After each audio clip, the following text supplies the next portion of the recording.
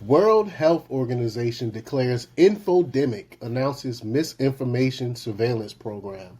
Now, I agree there is some type of infodemic, but they are the purveyors of it. The World Health Organization, who is the one that's putting out the misinformation and the propaganda. We all know because of all the information they told us on the COVID situation. Most of the stuff turned out to actually be inaccurate. Some of the measures they put in place end up harming people instead of hurting people. But if it was up to them, we wouldn't have been able to speak out against any of that stuff. So who really trusts the who? Who really trusts the World Health Organization? But before we get started, go ahead and hit that like button, share this out so we can get this information out there. Subscribe if you're not already a subscriber, and hit that alarm bell so you know when I'm putting out new stuff. Also, check out my link tree in the description. It has a link to my Patreon where I talk about things I can't talk about here. There's also a link to my Instagram and my merch store. Also, check out jjthepsychotherapist.com for news as well. All right, let's talk about this news. Now, I've already written a little bit about this a couple weeks ago when I first heard about this misinformation surveillance program. I wrote about it on jjthepsychotherapist.com. You can check it out there. But it's just another way for them to try to censor people and censor the truth is what this is really about. But the World Health Organization, funded primarily by the CCP and Bill Gates' tag team, has been very busy getting its so-called pandemic treaties into place, which in effect hand over national control of a state's public health response to unaccountable multinational bureaucrats whose interests, not unimportantly, are not shared by the populations over which they exercise authority. Relatedly, the WHO also succeeded recently in instituting, quote, vaccine passports across the European Union, which is just ridiculous. Dovetailing with both of those projects of social control in the organization's declaration of war on something called an infodemic. Via the Preparedness and Reliance for Emerging Threats (PRET) document, and I also written about this as well. But they say people have now access to an enormous amount of information, which increases during crisis from many different sources, traditional or digital, including the Instance online platform offering preprint access to scientific articles.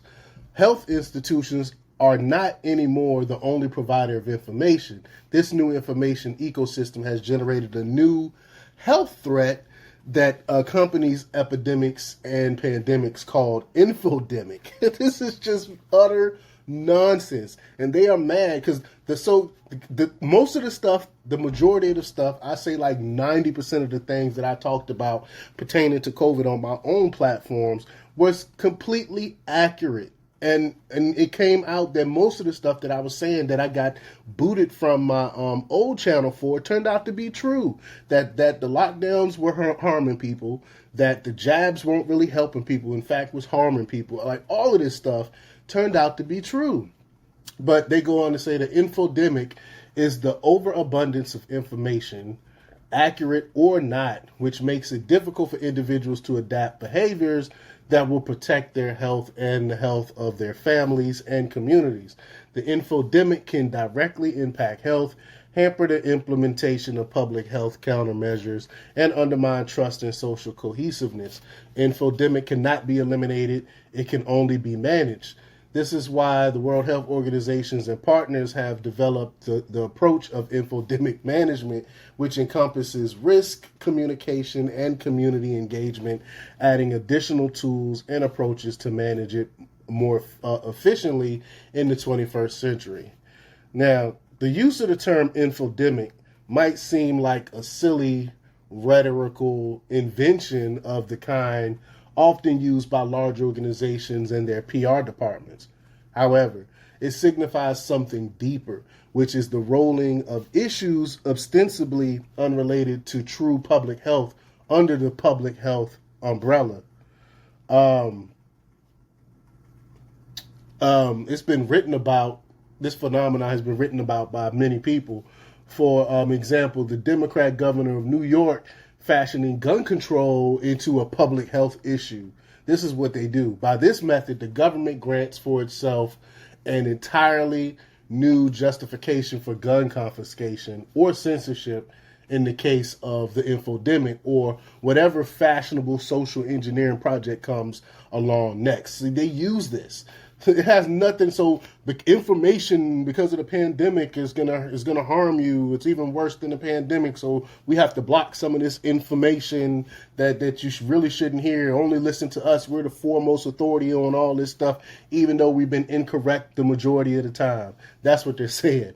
But if the World Health Organization has a truly abiding interest in combating what it calls misinformation, it might consider starting with the public health bureaucrats who lied over and over and over with zero consequences for over 3 years at this point. Or it might start with all the corporate state news actors who claim with zero actual knowledge of the ingredients or mechanisms of action of the shots that the stupid 19 jab are totally safe and effective when the evidence at the time didn't support either of the claim, as more and more research now bears out. And I've covered a lot of those studies, a lot of that research to ad nauseum on my Patreon platform. So sign up for my Patreon. We can get a lot of that information, which I was talking about during the whole pandemic, which YouTube blocked me from talking about. That's why I started posting a lot of that stuff on Patreon, because I was able, believe it or not, to speak freely about all that stuff. And again, I cite all the articles, all the studies. I have the receipts for every single one of those proving my arguments. But unfortunately, we know how the World Health Organization's infodemic regime will be applied. It'll be unfairly, arbitrarily, opaquely, and with no meaningful recourse for the censored. That's why they want to implement this. But let me know what you think. Leave your comments down below. Like, share, and subscribe. And check out JJthepsychotherapist.com for the latest in news. Until next time, peace.